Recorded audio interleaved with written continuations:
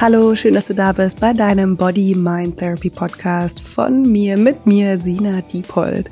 Dieser Podcast ist für dich hoffentlich wie so eine Art Gespräch unter Freundinnen, so ein Zuhause, wo du merkst, dass du einfach nicht alleine bist und gleichzeitig inspiriert wirst, ohne eine One-Size-Fits-All-Lösung zu bekommen für Dinge, die einfach komplexer sind als das. Vielleicht hast du auch schon gemerkt, dass irgendwie diese ganzen, dann muss ich das machen und das und dann bin ich, irgendwie nicht funktionieren oder auch nur kurzfristig oder auch nur teilweise funktionieren und eben unser Leben einfach komplexer ist. Body-Mind-Therapy steht für alles, was Körper und Geist bewegt, also auch ein ganz großes Spektrum und dabei dich, mich, uns befähigt, ein ausgeglicheneres Leben zu führen, weil irgendwie ist alles ganz schön außer Balance. Ein Leben zu führen, das selbstbestimmt ist, manchmal auch echt nicht so leicht und irgendwie auch Erfüllung dir schenkt. Und was Erfüllung ist, ist natürlich auch nochmal total individuell. Und auf dieser Reise nehme ich dich mit, entweder alleine oder mit meiner Podcast-Partnerin Maren und ganz oft auch mit fantastischen Menschen. Und die heutige Podcast-Folge ist eine wirklich ganz krass besondere Podcast-Folge für mich. Denn ich spreche mit einem meiner wichtigsten Lehrer und ich habe einfach so krass, ich bin da so ein bisschen lost gerade, was auch irgendwie gut ist und das ist ein schöner Transformationsprozess. Das habe ich jetzt schon öfter auch in der Podcast-Folgen oder auch in meiner Arbeit neben dem Podcast, in den Yogastunden, Trainings, Social Media geteilt. Und das Gespräch mit Gwyn war wie so eine kleine Taschenlampe. Und ich habe mir nämlich vorgenommen, dass ich jetzt hier im Podcast über die nächsten Monate Gespräche mit meinen wichtigsten Lehrern und Lehrerinnen teile. Und Gwyn ist der Kickoff. Und ich werde jetzt auch hier auf Englisch wechseln, denn das Gespräch ist auf Englisch. Gwyn ist aus Australien. So I can't wait to share this wonderful conversation with Gwyn Williams because it was such a beacon of light for me. And still is, so I can't wait to listen to it again and have someone to take my hand in this really grounded and really earthy, worldly matter, but guiding me with spirituality and how to live a spiritual life as this human being on this planet. And I can't wait for you to also hear the wisdoms and the laughter and the depth that he brings to the table. Gwyn Williams is the founder of Zenthai Shiatsu, which is this wonderful and really profound body work. So he began already in his teenage years. He's really fascinated by life force energy and how to connect and be in life force energy. So he used to be in martial arts and competitive mountain running, and then he moved towards alternative therapies and yoga. So coming from all those different angles, he created Zenthai Shiatsu, which is a beautiful bodywork and a focused intention therapy. I've had the absolute pleasure of learning from him in my 200-hour teacher training with Simon Park. He was one of the main teachers and has become also a close friend and one of my guides in life, sometimes as in this conversation in person, which is insanely wonderful. And sometimes just by watching his Instagram drops of wisdom that always come in the right moment for me personally to be like, yeah, right, that's what it's all about, right? To kind of always bring me back on the path of what life is really about, how to walk through this life in a spiritual matter, but walk on this earth. So I'm so happy to be able to share this conversation that has been in my heart, in my mind for such a long time. Now it is here. And for us to dive into the wisdom that is Gwyn Williams. Enjoy. Maybe you also have time to see if you can see him this year in Europe. He will be in Europe, or travel to Australia. There's also a lot of online content that he's sharing. So yeah, here he is. You might have also heard a lot about him in my teachings because I mention him so many times. Maybe you've heard my, when I say how you do one thing is how you do everything. First time I heard that was from Gwyn, or I don't know. There's so many things that I always share that come from Gwyn. So here he is, the one and only Gwyn Williams.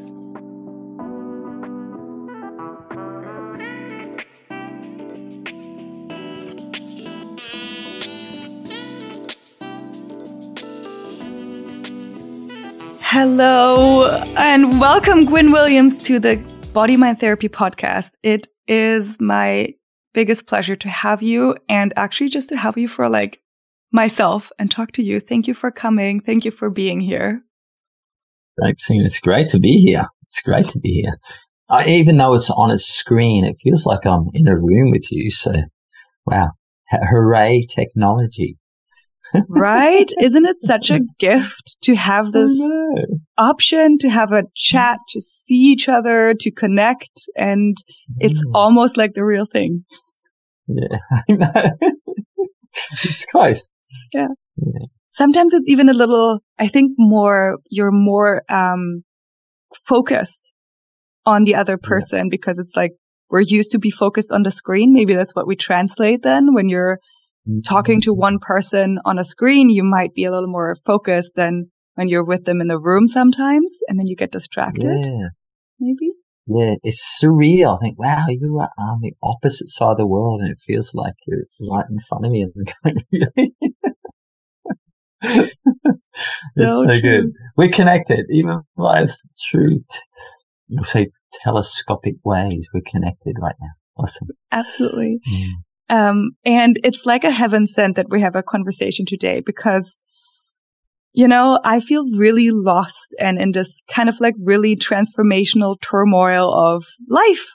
And so, and I know it's not just me. There's a lot going on in the world and also in like people's lives. And I know that you're the master of life force energy. For me, you're I think maybe the most spiritual person I know, and like such an important guide. It feels like sometimes you're like there's a little Gwyn on my shoulder when I teach or when I have like, uncertainty or I don't know which way to go or like I need like a little spiritual guidance. It's like a little Gwyn on my shoulders whispering wisdoms into my ear. And so. Oh, thank you. That's humbling. Yeah, it's crazy how much is like from all the teachings I've gotten from you, how much has like been whirling still around, you know, like sometimes you forget everything somebody says and sometimes things are kind of embedding in your body, in your DNA, in your cells. And you're definitely for me one of those people. Yeah. And awesome. Well, that's great to hear. It's probably just I'm probably just an echo chamber from all the great teachers I've had around me. So, but yeah, it's great. I love that. It's passionate for me to try and keep people's eyes as wide as they can and see this great mystery that no one really knows about, but we can have some great, I suppose, conversations with it. Open-ended conversations. That's the best way that I call it. Yeah. I haven't got any truth for you. Don't come to me for truth. I can give you a world of possibility, but we'll put the truth in the garbage can. Maybe that's a good thing to not seek for the truth, but just open up to all the possibilities. Right? I love that. Yeah. This is what's in front of us. And that's, I think, what's, like I said, that's what's throwing people. The world of possibility is massive. It's wild. It's massive possibilities, and that there's rather than being two forks in the road, there's like probably 10. And where do I go? Yeah. So yeah, pausing is probably the biggest thing I'm saying to people at the moment. Just pause, and really, in that pausing and listening to all the different conversations that are coming at you, not just from from an analytical, conceptual mind, but from something that's even deeper than that. So it feels like that might be where you're at. It's something that's coming from, we can go back, well, this and that, you can put, well, A and B and C, but then there's another intelligence that can step above that. The world's tapping into that intelligence. It's an exciting time. So you're taking a pause and listening a little deeper than what the mind is saying. Yeah. yeah, I say take a pause and then sort of like relish the fact that you have a choice, because I always say, wow, I've got choices. And I think that's a great thing, you've got choices, because maybe another 80% of the people on this planet don't have those choices that are in front of us. So first I'll go, wow, I get to choose. That's that thing. I don't just have to go out and beg or, ask someone to put some food on my plate. I get to choose where to take this. So then you come from a place of gratitude. And then I used to say, okay, well, what are the choices in front of me? And yeah, I think basically with the choices have been governed by a long time about gazing outward, that you make choices from, wow, okay, in the old days it was, I suppose, I'm going to make the choice from killing that buffalo because I've got to take it home to feed my family. And then I suppose there was a phase that all our choices were made about financial stuff. It was about, I'm going to make my choices around, is it going to help me buy my own house? And that one's sort of like gone now with so many people on the planet. And then people go, well, I'm making my choices now around about how many Instagram followers I'm going to have. So it's all these outward choices. And it really it's all about striving and getting and gaining. And then we go, wow, I'm encouraging people with all these choices is just to pause and say, what's something that you really inspiring and something that you really cherish and something that you really enrich, that really enriches you, and then sit with that and let that be in the choice, because then the gaze is inward. We're doing yoga then, aren't we? We're spinning around with gazing inside rather than gazing outside, and we're going, okay, what's going to fuel me from the inside out? And then when you make the choices from that way, I always say, okay, well, when we're so full from that inner sanctum, all the other things just fall into place. You don't have to worry about it. So it's sort of like tweaking things on the head, because we get conditioned to make a choice from okay, how that's going to serve in an external realm. But yeah, if it comes from an internal gaze, I always find you make the choice from that one, you're probably the best choice. Yes, so true. And then, well, the other thing we always say is like, we think we're making this choice for the next 3 decades of our life. You make a choice for now. It might change next year. We hold everything a bit too tight. So just hold everything lightly. It's lightly. It's just a beautiful dance that we get. And if we make a choice now and it has a whole heap of lessons for us that feels like it wasn't the best choice, but it had to be the best choice because you made it. But it just might have given you a whole big, package of wonderful personal and career and, perspectives, just some great lessons. It doesn't always have to be full of, okay, that had all the success boxes ticked around it. So it's good. It's good that you're in this space. And I always say, wow, come from a place where's the growth? That's always been that into my choices. Where's the growth? Yeah, it's so true. I don't know if that helps you. No, it really. I'm just looking for experience.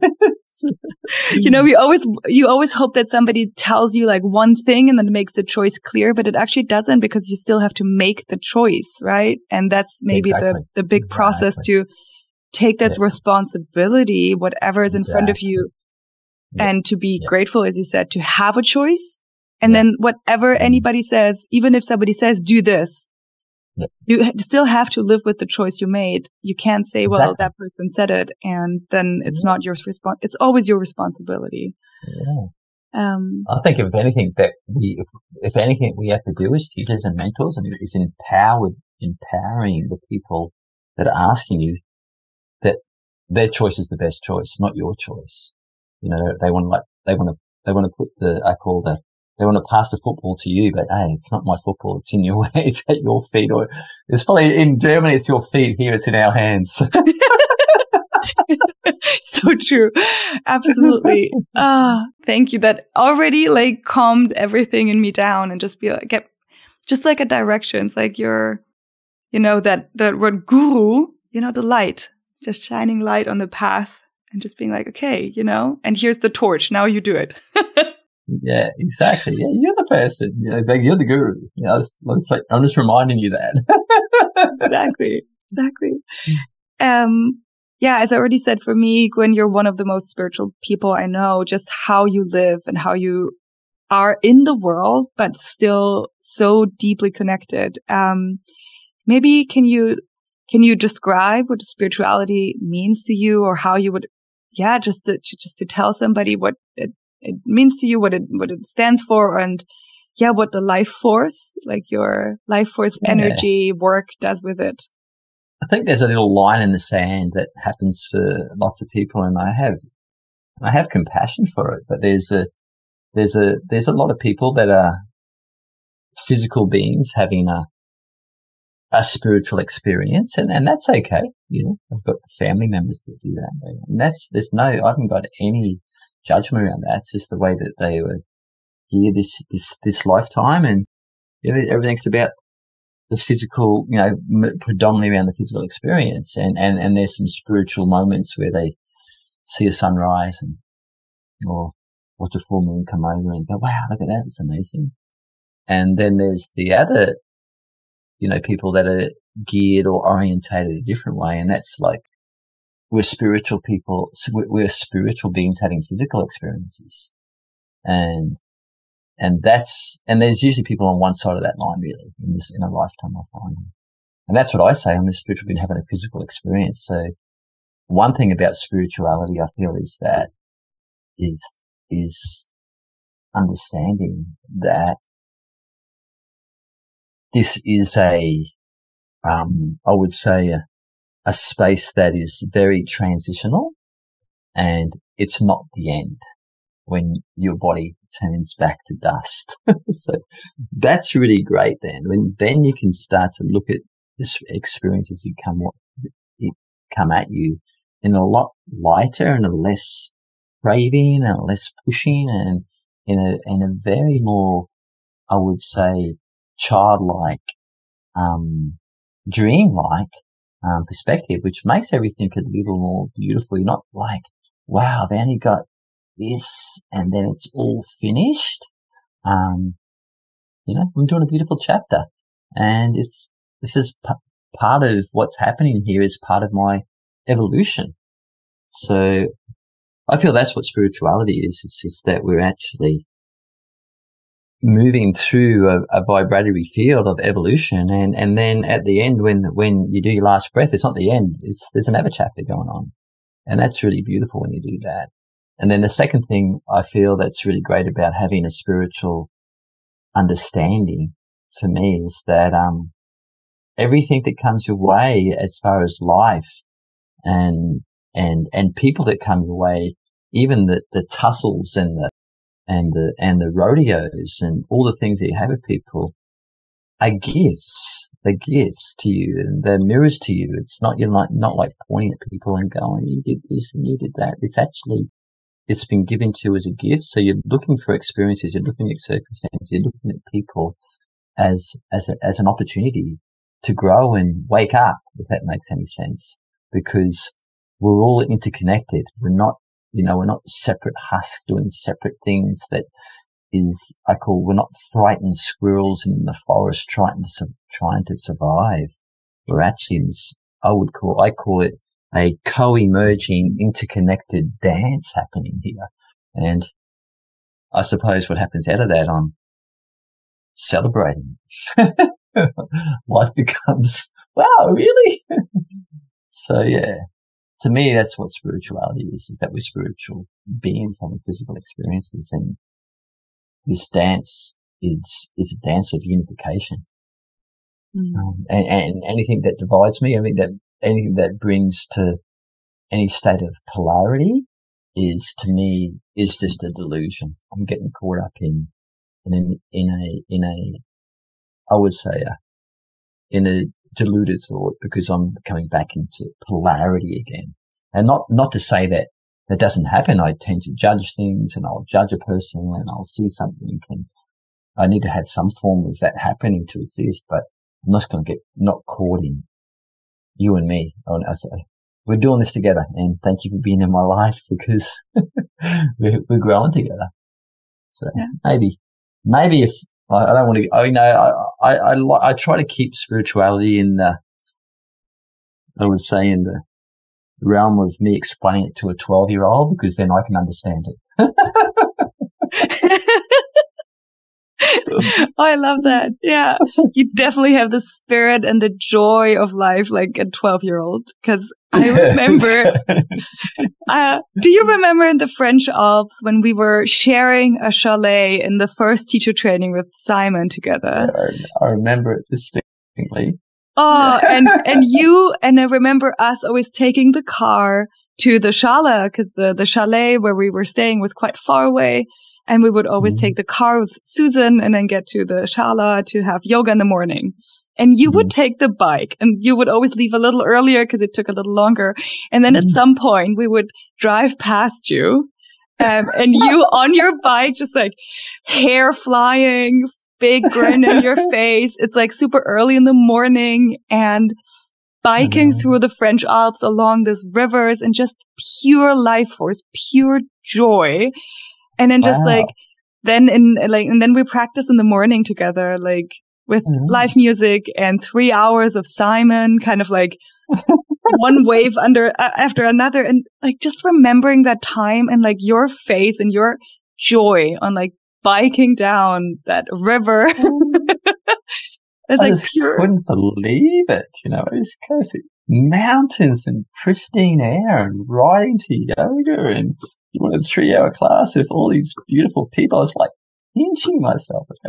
It's just like, I get to do this. It's just so amazing, just like, So, so much. I remember it was just like that area when I went there, it just blew my socks off. I went, wow, look at this place. And then I did a couple of years going back and it's so far from Australia. I go, wow, I don't, and I come back in and I go, I don't know if I can go back there. It's so far. It's so difficult to get there. And then I'm always like that. But as soon as I show up, I go, really? I get there? I get to do this again? I even thought about not doing this. Really? So it's just wild. It's just a wonderland. And I sort of like say, what about if every day it was like, oh, you get out of bed and you go, really? I got to get out of bed and stand up and go, yes. It's just it's extraordinary that existence that we have. And I don't want to take any moment as being ordinary. I want to relish every inhale. And, I hope that, and we do it. It's contagious. You hanging out with people like that and you go, I want more of what you're breathing. I said, yeah, breathing that. It's right. You're right beside me. It's so true, right? That you kind of tune when someone's so like full of life and excited about life, you can't not somehow also start to swing that way. And if someone's listening now and saying, okay, but I don't know, I have a job I don't like and days are just mundane or, we tend to get into such a negative mindset of like lack and scarcity. And maybe how would you help someone to awaken that kind of joy and to let life force, energy really move again? Or how would you explain also life force and how to really get it, just flowing? Yeah. I always say it's actually nothing to do with the job. It's actually your relationship with the job that puts you in that, geez, I got to go there into that prison. So I always remind myself it's the mind and the mind alone that's going to imprison you or set you free. So one thing is if something is suffocating life force, you don't actually have to suffer. You don't have to change it. You just got to change your relationship with it. And sometimes if it's a job, I just change your relationship with the job. Sometimes I had a job in my 20s that it was, it was okay. It wasn't the job that I'd be sort of like throwing two hands up in the air and, you know, in this celebration of glee. I was a teacher at a primary school and a sports teacher, and I loved hanging out with kids, but I was still confined by the restrictions of authorities and governmental, dogma. And so it wasn't something that I was really into, but I was just saying, okay, this job's given me leverage to take me to my next step. And I think that we forget that sometimes jobs are there just to give you leverage, and you probably had jobs the same, that just give you that leverage to get you to the next place. It's not something that you are going to do a lifetime. It's a space that it's filling, supporting you in a phase of your life to get you there. So, and if you're in that place, I would say be very mindful that don't let the job rule you. It's like in the guitar, let your mind dictate how it unfolds for you. So just change your relationship with it and just try and look for some relationship, because we're relationship people, we're emotional creatures. Look for some relationships in there that serve you, and maybe if it's not serving you, switch it and say, well, how can I contribute? How can I turn up the dial on joy and quietness and spaciousness in this work space that I'm hanging out to? We sometimes go to places and feel we want it all done for us. Maybe we're the person that needs to walk in there and go, well, I've got to change the way that people interact in here. It might be simply that, you know, you encourage people to, you know, you put a big pinboard in the office and put www on the side of it, and hey go guys, I want everyone to put what went well today. I want someone putting a word on this pinboard today. So everyone's just changing their perspectives. And we sometimes expect people life to do it for us. So yeah, and sometimes we've got to be the people that's creating the initiative. So there's one thing I would say, just change your relationship to what you're doing and treat it as possibly as a place to give you leverage for your next chapter. There's a certain time if it's just driving you, you know, batty, you just got to walk away. You got to let go. Like I said before, you got to say, well, what am I making these choices around? If something is suffocating my two most precious resources, which is my time and my attention, if that's stealing that from me, like stealing my precious time and my attention, consistently drowning me, it's just, well, you know, I've got to do the change. I've got to do the change. And that might be that you've got to give some things up for a while to let the new thing show itself. So, but I would say persevere for a while, because sometimes when you do that grind, it'll show itself. I was actually, you know, I was in the Queensland Education Department. I was a teacher, and a principal, I was teaching these 8-year-old kids. She came up to me and she wanted me to grade these 8-year-old kids and give them A's and B's and C's, and around this, you know, nationwide sort of like incentive to, you know, get 8-year-olds graded in certain ways. And I actually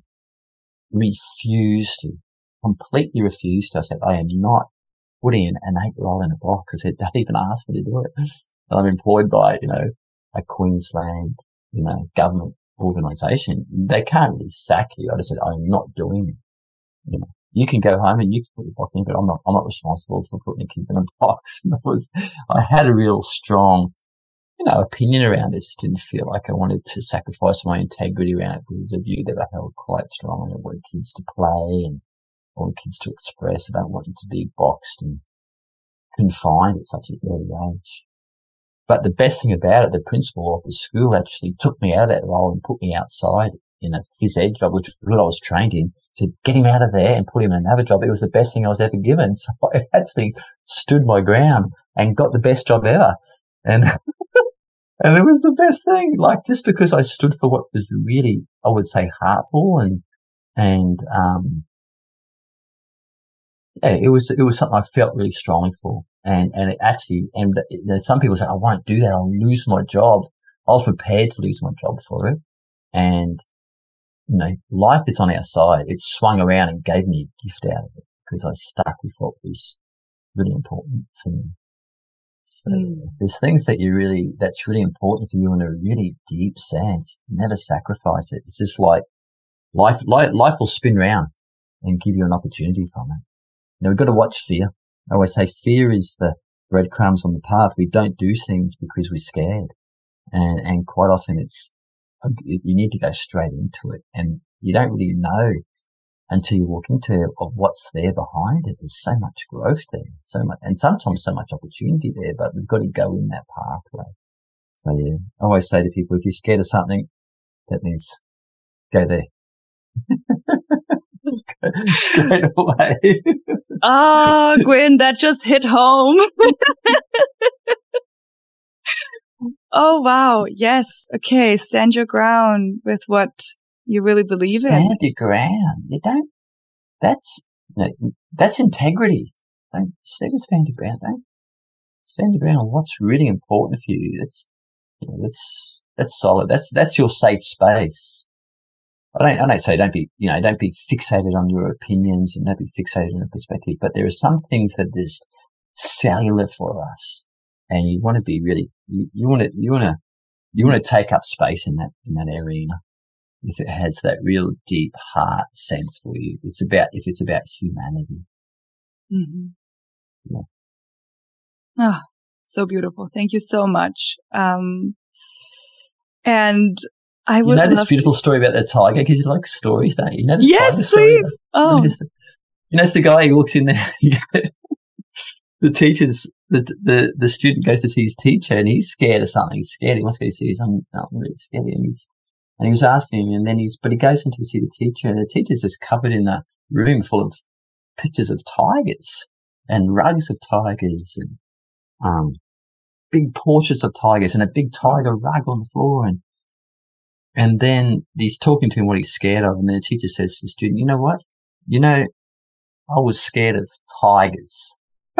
And my teacher told me that was really what I had to do. I had to go live with the tigers. He said, I was having nightmares about being killed and by a tiger. I was wrestling with a tiger and the tiger's on top of me and it's snoring me to death. I'd wake up in this ball of sweat. I was just so scared of tigers.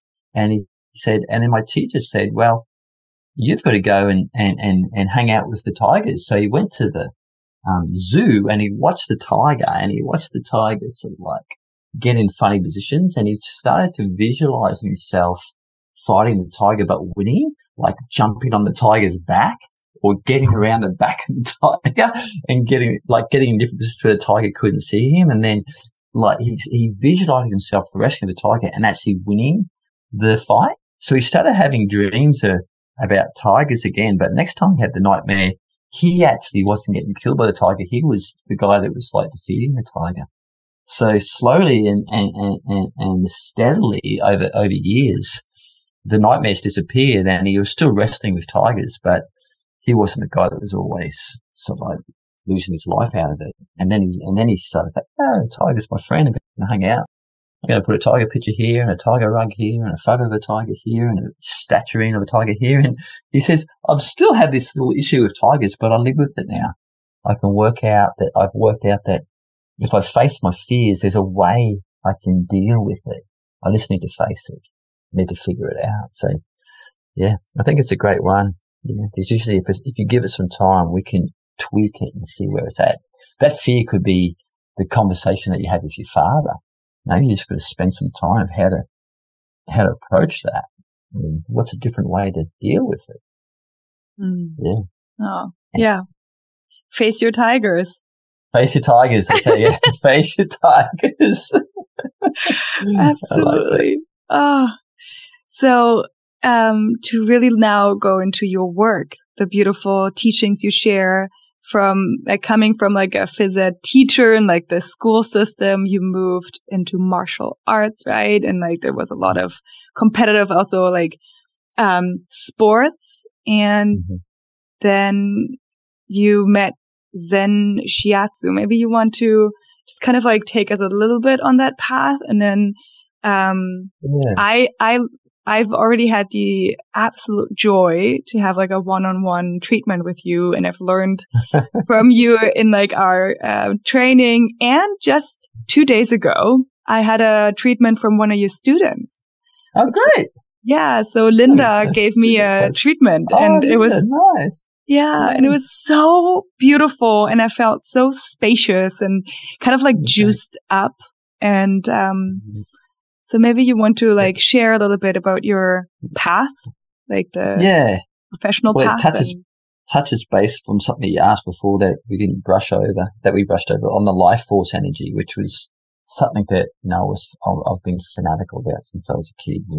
Going to martial arts and how do we harness life force? How do we harness chi? How do we direct chi? I suppose martial arts is based around that. So, the dance of yin and yang, and how do we keep that childlike buoyancy as we get older? And, in my mid-teens to mid-20s, it was all about, using chi to break boards or using chi to let you to win the fight and end up being also quite a successful competitive runner. So in my late 20s and 30s. So it was all about, how do we actually use chi in competition, into defeat and win and all those sorts of things. But as I started moving to Aikido and some of these more, I would say, energetic martial arts, less force, it was all more about relaxing to make the effort, relaxing to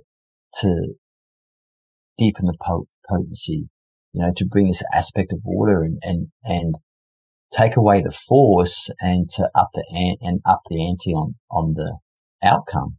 So I got really interested in that, and along that I started moving to Zen-Shiatsu, which is about that. The less effort, the more powerful you can be. So a lot of Bruce Lee principles coming through, and I felt like I just changed my focus. I was becoming a young dad at the time. I was in my to late 20s, and I said, I feel like I'm off using all this to try and win fights and break boards. I want to put it into something that's a little deeper. And I just moved into healing, and I moved into healing and the same the principles of yin and yang, or the principles of Taoism really. And that moved into how do we balance yin and yang? How do we balance listening and thinking? How do we balance thinking and doing? And how do we bring all that together? So that became a real infatuation for me of dancing with that. And they say if you're too yin, it's like a stagnant lake. It doesn't move and it gets moldy. And then if it's too yang, it's just like a bushfire that's just in every direction. It's got no real force in it. So it's playing dance between those and noticing when it's off pace and trying to come back into that balance. So that became the 5 elements, of yin and yang, and of trying to harness that and bring it into sessions. So I moved into Thai massage and osteopathy, these beautiful techniques, but really I always really saw it as a practice of mindfulness and a practice of presence, and making sure that your intention is really clear. And while you've got a really powerful intention, making sure, and I think I heard you say that before, that you're listening not just to, of what's meant to happen, but what's happening moment to moment to moment.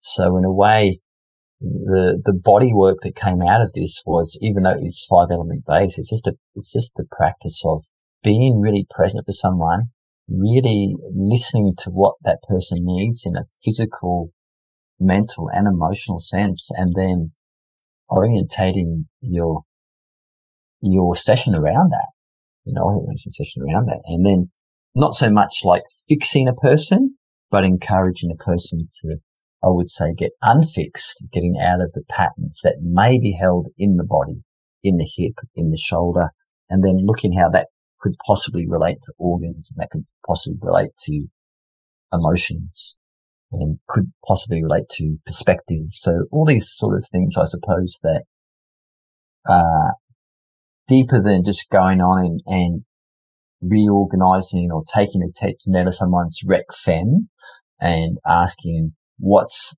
the underlying reason for that tightness or that weakness there. And usually it's got a lot more into it than just being that inflamed tissue. Well, it always has.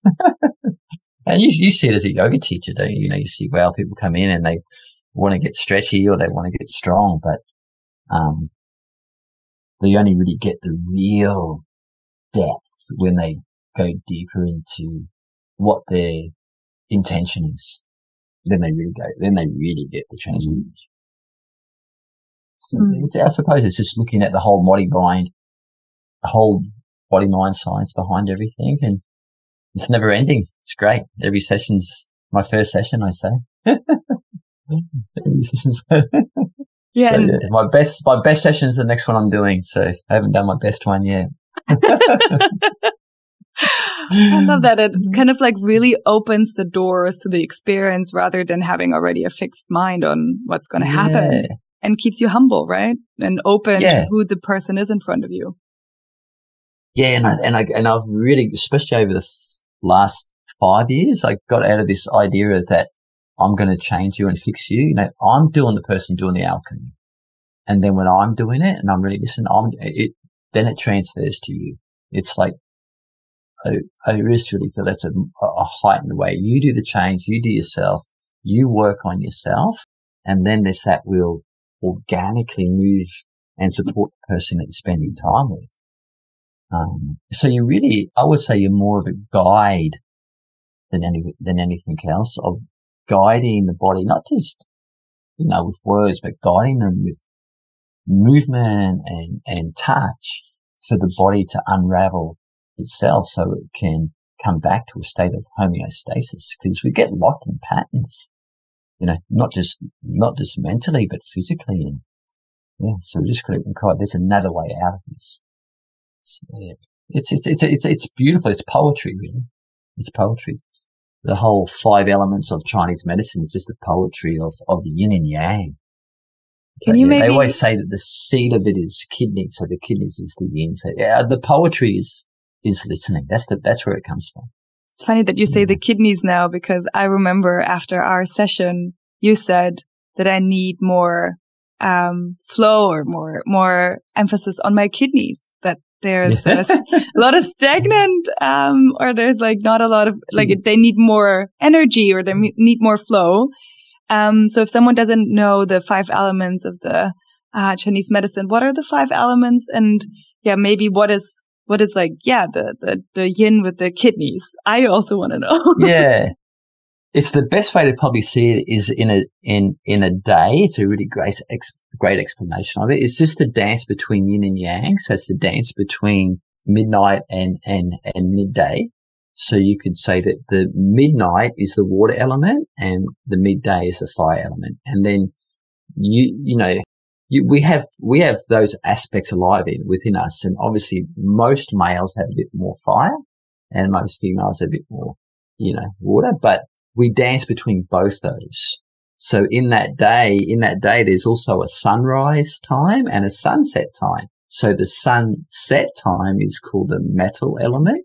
And that's when everything has this descending nature as a contracting nature. It's like leaves falling away. And that's that part of us that's asking things to let go and release and stop holding and do some grieving, because we need to grieve lots of things. You don't have to grieve a life. You need to grieve, you need to grieve yesterday.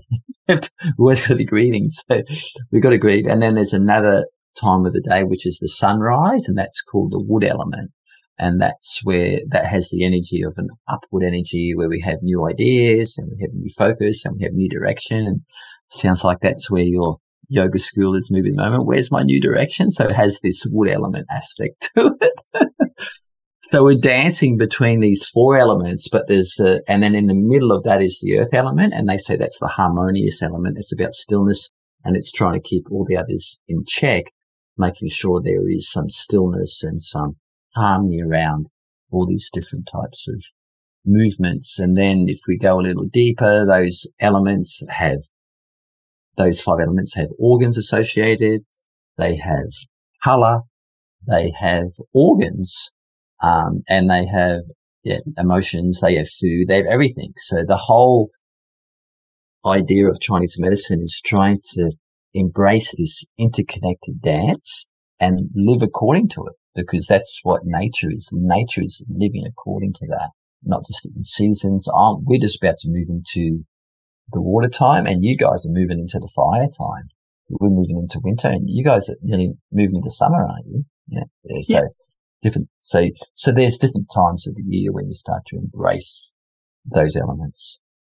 So yeah. So when you go back to, kidneys, I would say a lot of people in the Western world, I would say 95% have kidneys/adrenals weaknesses, because we get sold to drive, we get sold to strive, we get sold to be outward, and we don't do enough resting, we don't do enough dreaming, we're not so good wearing the turtle suits. We think if we stop that something bad will happen, or nothing will happen. So we're not so good at turning the off button on. But that's where the kidneys get refueled. That's where the kidneys quite often get a chance to be reignited. Like a bear needs to go sleep, for a few months to get its big, strong body so it can jump out of its hibernation. It's ready to go. And we need to do the same. So that's basically what it has there. And then going back into this whole world of uncertainty at the moment and chaos, that brings up lots of fear for everyone. Lots of stress, and fear and stress drains the kidney and drains the adrenals. So yeah, I would say 9 out of 10 clients that I work with, I have to work with the kidneys, because it's like the world that we live in. And it's the seed. If you don't work with the kidneys, it's like working with a tree, not working with, say if you're working with a tree and the roots aren't doing so well, you don't have a choice. You've got to work with the roots first. So you've got to work with if the kidneys aren't well, that's really a focus of your session. Not the only focus, but it is a big focus, because we've got to make sure we've got strong roots if we want to be a strong tree. If that makes sense. Yeah, absolutely. Yeah. I love it. It's beautiful. Yeah. And so how can we incorporate, except for obviously resting, but are there some certain practices or movements or foods, and what can we do to strengthen our kidneys and our roots? What would you recommend? The first thing I got to say, entwined in there, it's not all black and white. They call Chinese medicine a web with no weaver. So people go, well, I need to rest. That means I'm going to enjoy my sofa and I'm going to enjoy my Netflix, and I'm going to it's like, I see you go, it's not so easy, because you need fire as well. So you need to keep moving. It's like if you put a car in the garage for 6 months, it just won't start. So there's a certain amount of movement and, walking and activity. And, if we look at science, cellular metabolism, it creates a thing called ATP when you oxygenate the cell. So if you don't oxygenate your body, you're not creating ATP, you're not creating any fire, you're not creating any go. So we still need to keep moving. We just don't want to be exhausting ourselves. And in all honesty, my experience in the last 10 years isn't that people are exhausting themselves physically, they're exhausting themselves mentally. And that's worse, it's emotionally. It's all this stress, because life's moving so quickly, and what exhausts us is that we can't adapt as quickly as we're getting called to do. So part of it is turning on the superpower of adaptability and accepting where you are and adapt to this big flowing river that I call life. And that's a really powerful way to, muscle up your kidneys. I'm in the river, it's moving quick, and I've got my superpower of adaptability. I'm not stressing out. I can move into here. It's cold. I'm going to be fine with cold. It's here. The person's yelling at me and I'm laughing at them. So those sorts of stories. I ate a rotten apple. It's no problem. The apple's not going to destroy me. I'm going to be fine. Whatever it is, adapting. If we don't adapt, we stress. Basically, we're wishing that it was different, or we're wanting it to change. So, I say let life be a teacher. So that's one way. Just put on your adaptability suit. The second thing with the kidneys is actually finding that balance between movement and rest. That's great. Sleep is a big one. And drinking quality water is a big one too, because we're 70%, kidneys in the science is big to do with the type of water that we drink. So drinking quality water, having good water filters is great. That's a big one too. I always tell people, not so much in our yoga world, but some people are so obsessed with noise, and it's in silence where the real, it's where the real refuel is happening. So just getting happy with not being in noisy environments, in even a noisy dialogue or a noisy commentary, just starting to pay more attention on that's most commonly ignored, silence and quiet moments, and see what comes up in that. Because that listening or that using of your ears is your kidneys. Yeah. So the kidneys and the ears have a big relationship. So listen more, move a little slower, live a little longer. Don't stress. And let gentleness, gentleness is the big one. Be gentle, be gentle with yourself. I always say to a lot of my students just hold everything a little lighter. Just be a bit more gentle with it. Much easier. So it's, don't take it so serious. Yeah, that really helps, because we get so stuck in our head and so about like the outcome. And as you said, like just flowing with the river and being adaptive. Like we already talked about it just before we started recording, how COVID, like this time, for me, it showed me how incredibly adaptive we are. It's like insane. I would have never thought that I can adapt to not getting outside, it was okay for a while. It was what it was, right? And just to kind of use that, maybe looking back of like how well you already adapted to so many things, and then just trust that you will have that, that you have that capacity when it comes to new things, right? That you, as human being, like adapting is something we're really good at. Yeah. And you look at it strengthens us, the adaptability. So it's, the analogy of waters can be really great. It just never moves straight. It's always, doing eddies and whirlpools and spinning and flowing around the obstacles. It's great. It's within us. The Buddha always said, when you're standing in the river, you had to go back to when he was a child and he wasn't so conditioned, so it's like uncondition yourself, consciously uncondition yourself that, we are unconsciously conditioned, and that's a real weakness for us. So we've got to see that first and then, okay, I've got some habits, I've got some tendencies, I've got to use like I say, look above, like there's an intelligence that stands above your habits in the mind, and looking down at that, you go, okay, I'm more than habits, and I don't want to be just a Pavlov dog acting according to, all the stimulus according to my habits. I want to be above that. There's a different way I can move here. That's just being intelligent. So it's good. It's great. I'd like to say, okay, it's good. I'm going to get up tomorrow and do it. I'm going to brush my teeth with my left hand. Oh my God, that is always very, very entertaining. And then you're like, I know, it feels like you're doing it for the first time. I know, it's great. Why should we do that? I'm getting this. I'm never going to get this. Never going to get. What is it? May the 8th is never going to happen again. So you do it for the first time. It's not happening again. So true. So true.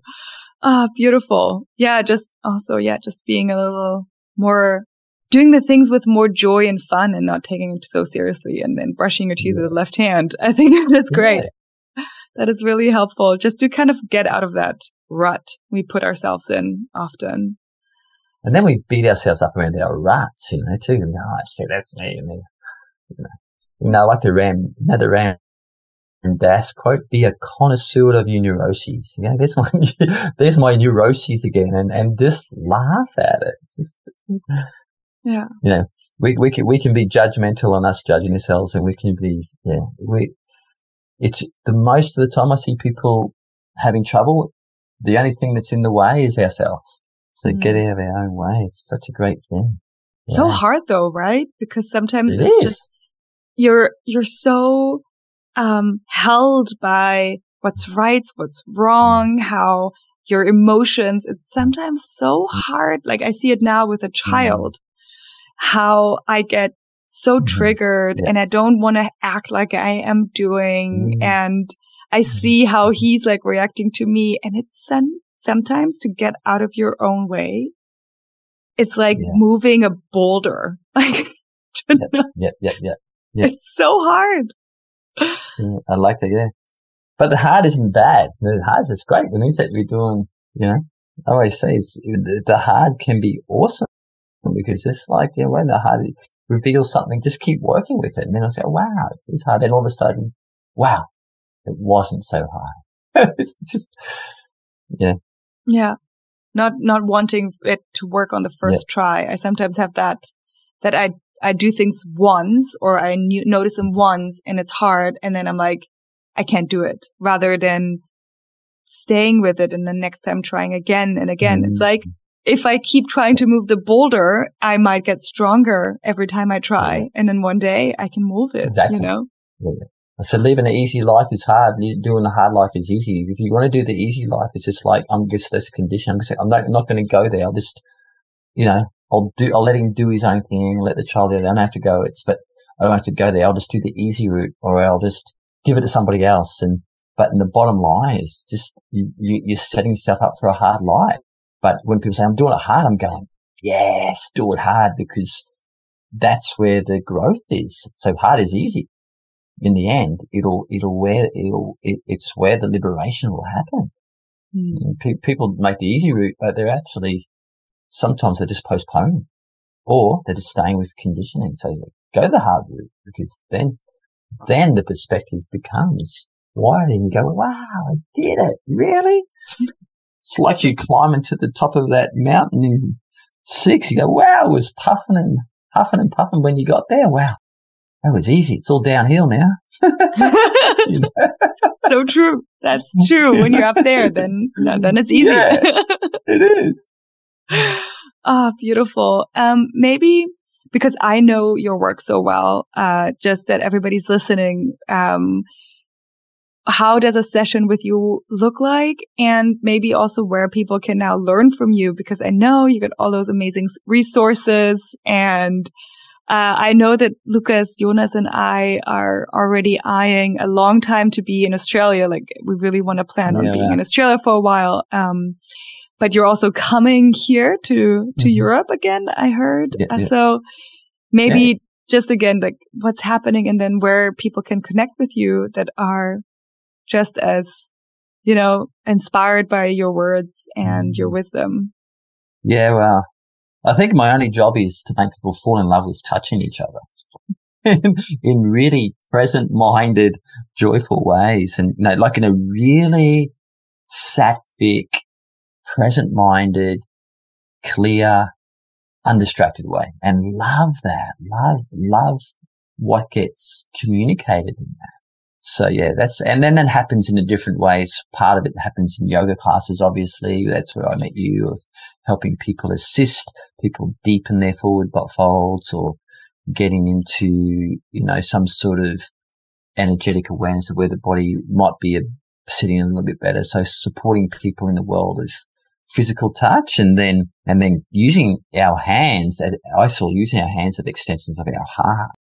So that usually happens in a 3-hour workshop, and communicating that. And there's anatomy and Chinese medicine and I would say meditation involved in that, because real touch is a meditation. And then we can move into 4-day classes, and I'm doing a couple of those in Europe this year. Yeah, I'm doing one, I think, in Berlin. I'm supporting a yoga a yoga studio there. I think it's part of the yoga training. And then I'm doing a couple of 4-day classes on the outskirts of Chamonix. And that's how most people jump into the deeper layers, is they do a 4-day class and you learn a 1.5 hour sequence that has aspects of Zen-Shiatsu and Thai massage and osteopathy. So that's like the next chapter. You don't have to go there, but some people just like, wow, I love to touch people now. Give me a hug. It's great. Let me bring assistance to my yoga and getting really confident of using touch as a place that we can connect, because if anything that this world is crying out for at the moment is to, connect in deeper and more meaningful ways. And we all want to be seen. We all want to be heard. So let's do that to each other. Let's remind each other that we're doing this dance of human life together. We're not doing it in separate husks. So there are 2 ways it can happen. And then people that get more serious can move into 9-month programs. And one of my students, who's now a colleague, he spent about 5 years with me. He's running a 9-month program. I think he's doing it in a few different places, but the main base is Pyrenees, and then he's running it out of Belgium. So Linda is one of his students. So it's happening in Europe. From going in and out of there and helping yogis, now there's a lot more Zenthai happening. You could say in the superficial sense, it's a dance between Zen-Shiatsu, which is acupuncture without needles, and Thai massage and osteopathic techniques. That is what it looks like at the surface, but it's really the world of really getting to know who you are as a human, like really know ourselves, so we can forget ourselves, and then we can have intimacy with all our conversations that we're having. So it's a lot more than just body work. It's about jumping into the world of deep and meaningful connection. So in Australia, it's grown from me doing treatments in a little cabin into 10 schools. So it's 10 schools happening of Zenthai now. And I'm sort of like looking back and laughing at it in a way, thinking, wow, that's awesome. People are really connecting. And, just started as a little pirate, stirring people up, has come a worldwide bodywork therapy. But so don't take it too serious. Just come back and let's just love this fact that we can be really here for each other without judging, and reminding each other that that everyone in front of us is a mirror, and every moment is precious. And if we can keep reminding each other that, it's awesome. So that's really where it's at. There's a few things online. If you look on the www.Zenthai Shiatsu, you can get about 100 of my different stories on there.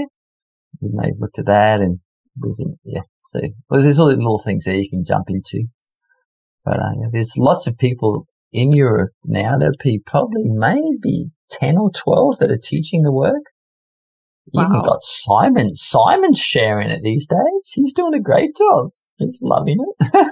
Well, you're in the last training.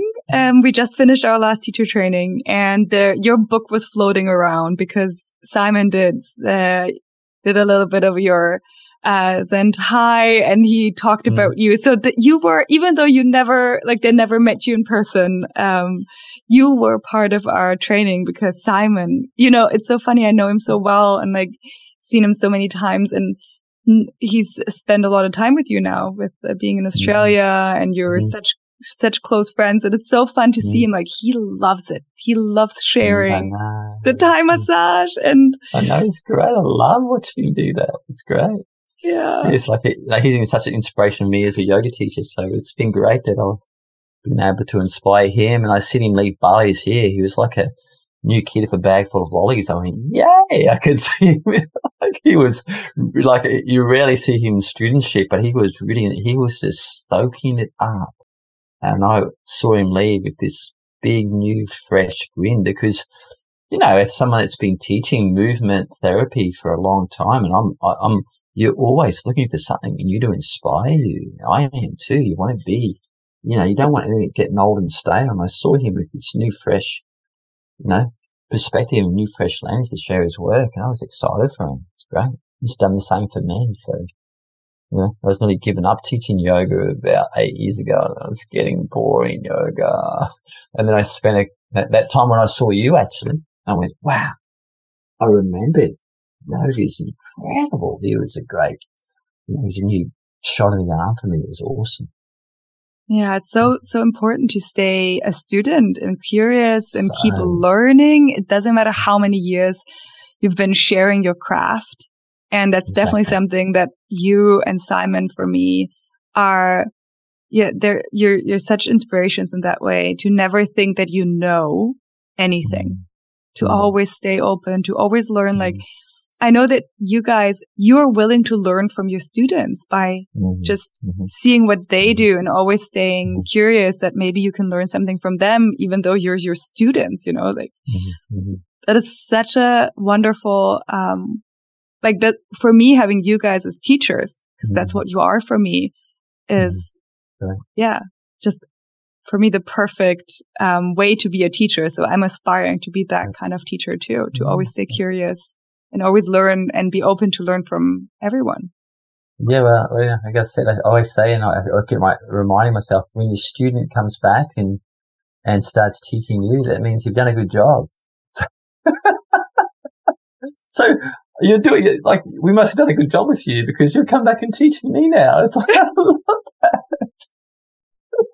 I'm sure you're teaching Simon lots, and if I spent time with you, I'm sure you'd be teaching me lots. But that is really the sign, that what you've been doing has been, it's been getting out there. They come back and teach you, and there's some.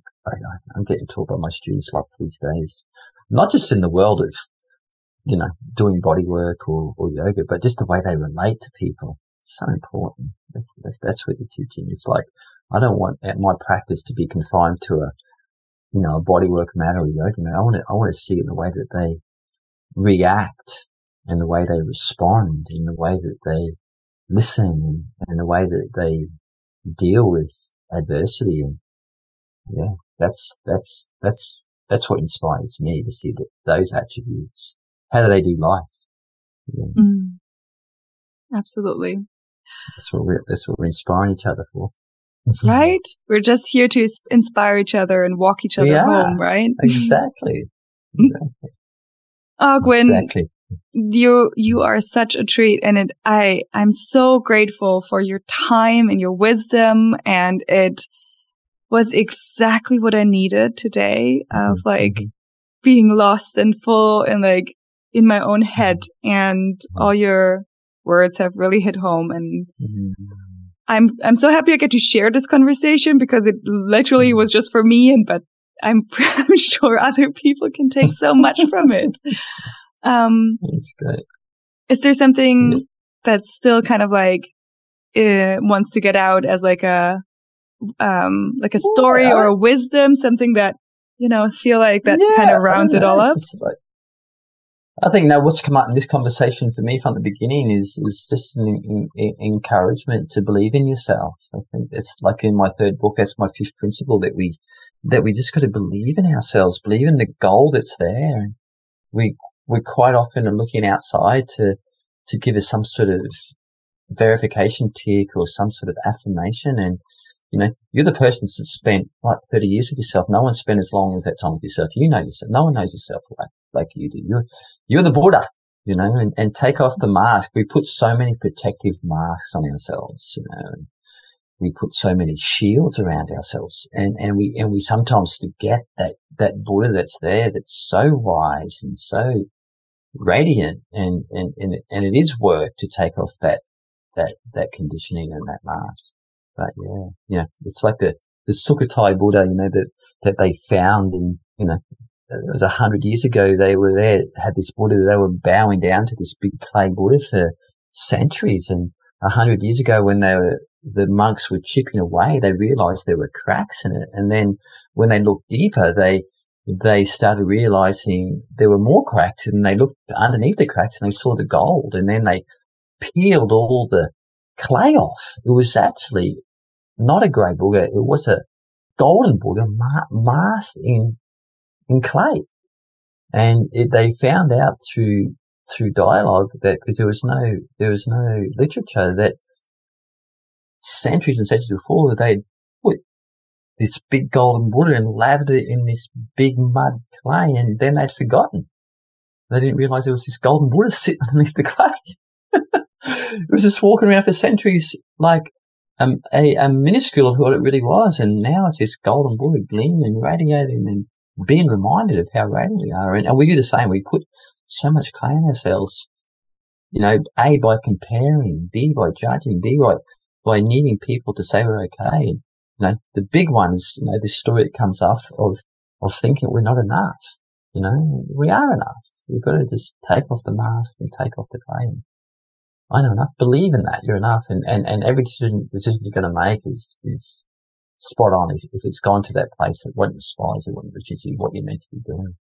Take time to pause and ask that. So it feels like our conversation today has been about, reminding each other, reminding ourselves that there's a Buddha there that is incredibly intelligent. Yes. And beautiful and wise and radiant. And, reminds, and it's here to remind everyone else that we're doing the unity story. We're a unified group of humans, fragile and incredibly brilliant at the same time. That's beautiful. Thank you so much, Gwyn. Thank you. It was an absolute, it was just beautiful. Thank you so much. And I can't wait to see you again soon.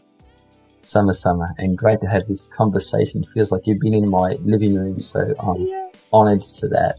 Love to you, love to Luca, love to your beautiful son, Berna, and enjoy yourself. Thank you. You too.